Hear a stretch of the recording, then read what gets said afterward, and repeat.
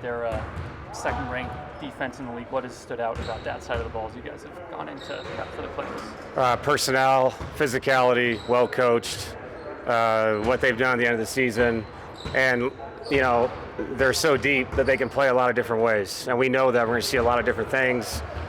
We're preparing our best to see, a plethora of different guys playing small, playing big, normal coverage, switching, readying the post, all those different things. So we'll be as prepared as we can, but I think the number one thing is schematically cool. Are you ready for the physicality? And we know what it's going to be like. These are two top-tier teams, so very excited for the challenge. How much does Kawhi change what they do? Because I don't think he played in any of the fight games. A lot. I mean, he changes everything. He's one of the best two-way players of all time. Without injury, I think we'd be talking about him as one of the top players that ever played the game. So tons of respect for him. And I mean this, even though we're going to play these guys in a 7-game series, it's really cool to see him back out there. He's good for the game. Seeing him young in San Antonio, seeing him in the bubble when we beat them with the Clippers those years ago, he's good. He's good for the game. We need more two-way guys like that. So he changes everything. He gives them more flexibility on offense. He gives them another guy to put on the ball. At times he can guard bigger guys. Amazing hands. So a ton of respect and admiration for him. In that regard, how important is Aaron Gordon for you guys? I don't know if he'll end up much on Kawhi or a lot on Kawhi, but he has that versatility that similar to what you just talked about. Absolutely. And Aaron's one of those rare human beings that can match up with the size of a guy like that. Doesn't mean you're always going to stop him, but at least you feel like you have a matchup where you don't have to bring and commit two people to the ball.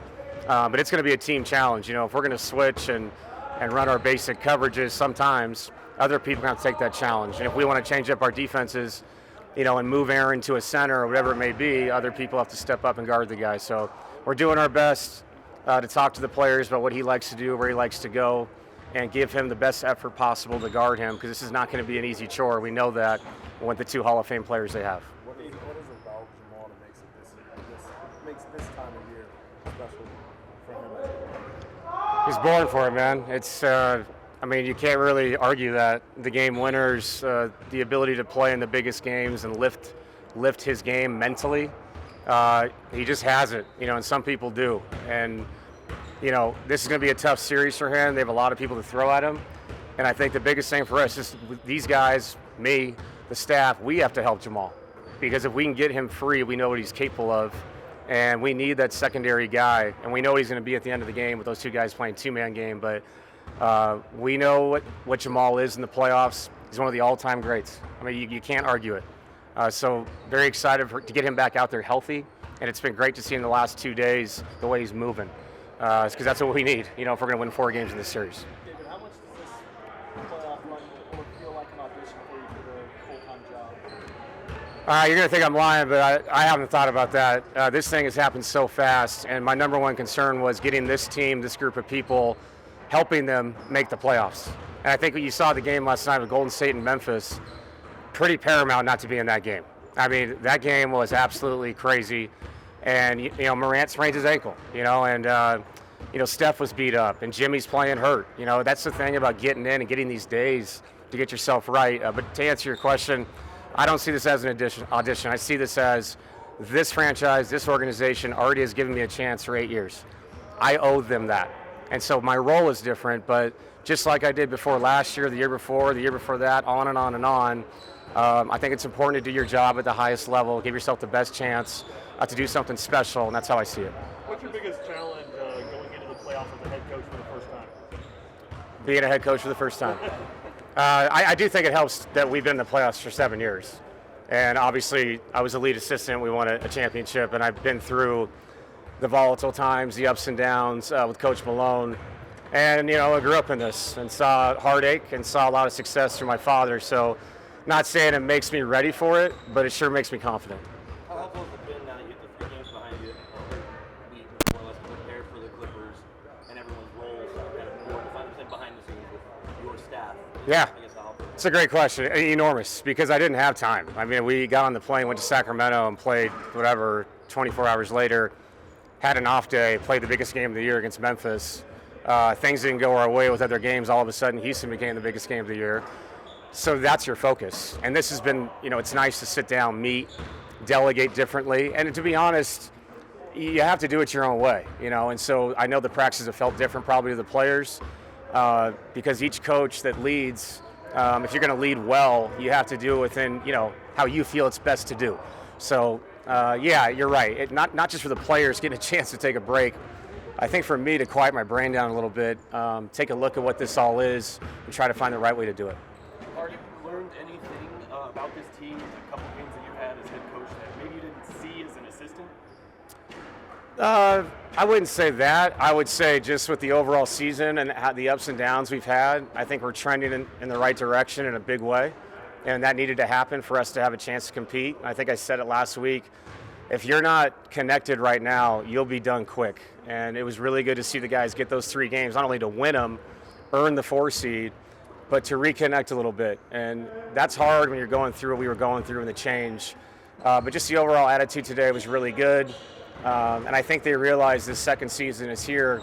And sometimes it's like, we're not the number 1 seed, I get that. And we're not the number 2 seed, but we earned the home court in the toughest conference with the best teams. And you should take credence in that and say, all right, we're ready to roll now. The new season starts, the records are 0-0, and I think that momentum will take us through to game 1. Josh seemed to talk about that, about the reason he did it in part was to take pressure off of you guys so you have fun again. Because normally when you make a move like that, expectations go out the window, like, well, they're going to lose in the first round. They just fired their coach. Right. Does it feel like anyone's playing with victory at this point? No, I don't think so. I mean, we're the Denver Nuggets. We've been winning for a long time, so our expectation is to try to win that series. With great respect for Coach Lou, the Clippers, everything they do. I mean, this is a 4-5. The 4-5 means that those are 2 really good teams, separated by a very, very slim margin who gets the home court. So that's how I'm looking at it. There's no victim in this thing. There's no feel sorry for me because I only got 3 games. This is the NBA. Grow up and play. And I'm really excited for the opportunity and the situation we're in and to see the guys react to it. Obviously, up and down year for Bruce. What do you sense mentally kind of coming into this thing, playing Yeah. in LA, and also what's your kind of ideal role in a playoff series with this group? Yeah, I think Russ has just got to be that energetic guy that he is. And, the thing with Russ, we know the impact he can make. The Memphis game is just a really good one to look back on. And him and everybody else in our team, stay within yourself. Trust the man next to you. And I think when Russ does that and he stays in that lane, just like Nikola, Jamal, Aaron, Michael, CB, that's when we're at our best. And everything's emotional in this league. I mean, you can't tell me if you play a team you used to play for that you're not going to have a little bit extra. And that's okay, but use it in the right way. Use it in a positive manner. There's no difference for coaches. Some of us have worked for different organizations, felt like we got unfairly fired. We were working our ass off. And you do feel something different, and that's okay. So I'm excited for Russ to have the opportunity, and more importantly, Russ is with us. He's with us now, and that's what we're going to do. We're going to work as a group and try to win this thing any way we can, try to find 4 wins. One more question. Harden is one of the best pick-and-roll players Ever. ever. Yeah. And I mean, the thing is, you're going to show a lot of looks against somebody like that. Yeah. Without going too much into the game plan, are there certain trends you want to see from your guys against a player like caliber? Yeah, you can't show James the same thing all the time, and I don't even think you can show him one adjustment. He reminds me, at his age now, of some of the great drop-back quarterbacks. A Peyton Manning, a Tom Brady, where they've seen it all, and they decipher things so fast, and it's almost like he's in slow motion.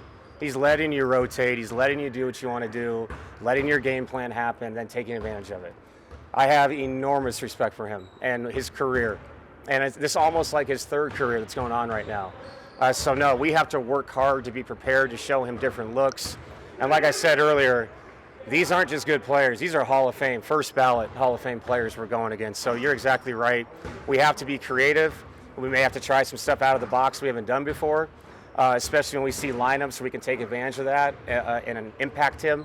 Because I can't let him just walk around the court and make plays, spray the ball, walk down the lane, shoot floaters, throw lobs, step back and shoot threes. I mean, this guy's an all-time player. So if we have that respect that we do for him, then we also have to have the respect of how hard we have to work to get ready for him. So I'm excited for the challenge.